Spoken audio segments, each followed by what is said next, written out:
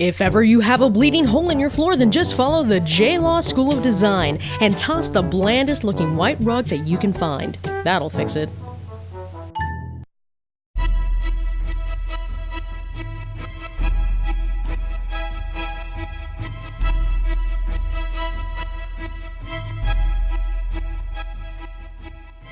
Well, I'll tell you, never has such an interaction with the wall felt so awkward since Jim Carrey and the Cable Guy. But all kidding aside, this is by far one of the worst abominations ever committed to film. This is a foil-lined turd masquerading as high art. Now look, I get the allegories and the symbolism, the house being paradise, the interference and the violation from others, the conflict between celebrity, work, and family, the dynamics of faith, and whatever.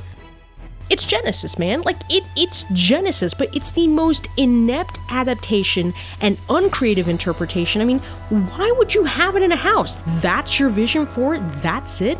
And don't believe me that it's biblical? Here's just some of how it lines up. Ed Harris's wound while he's vomiting is the rib. That crystal's the apple. The two brothers where one kills the other, it's clearly Cain and Abel. Like, there are so many other parallels throughout this convoluted debacle, but this is just god-awful. It's an atrocious mess.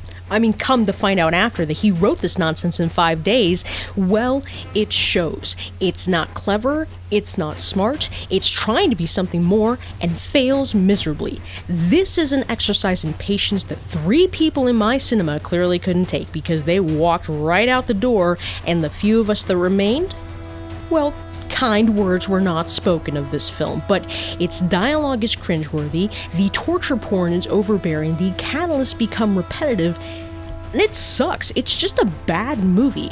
The camera movement alone was enough to make you want to throw your drink at the screen. Seriously, it felt like Aronofsky took his cue from The Last Airbender. Just imagine this for the majority of the movie. Javier Bardem was completely miscast. This role needed a Jason Bateman type actor because Bardem is completely unlikable, overacts, lacks charm, and is quite simply not believable.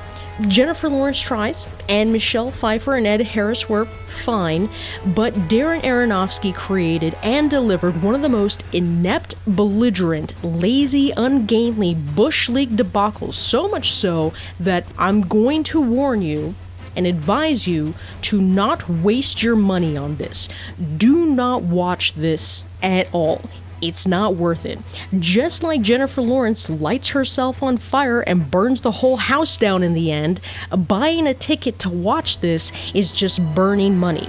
Unless you want to see Lawrence give birth to a baby, only to have it be passed around to hundreds of cult-like followers as it's screaming and crying, and then for it to be killed in the process, dismembered, and eaten in chunks by those followers, go watch something else, because this is not at all worth your time or your money. Dan, remember, please subscribe so that you're notified in your newsfeed when the next video is uploaded. Please remember to give this video a like and share it about and help support this channel through Patreon and using any of the affiliate links in the description below. You people are awesome, as always, and thanks for watching.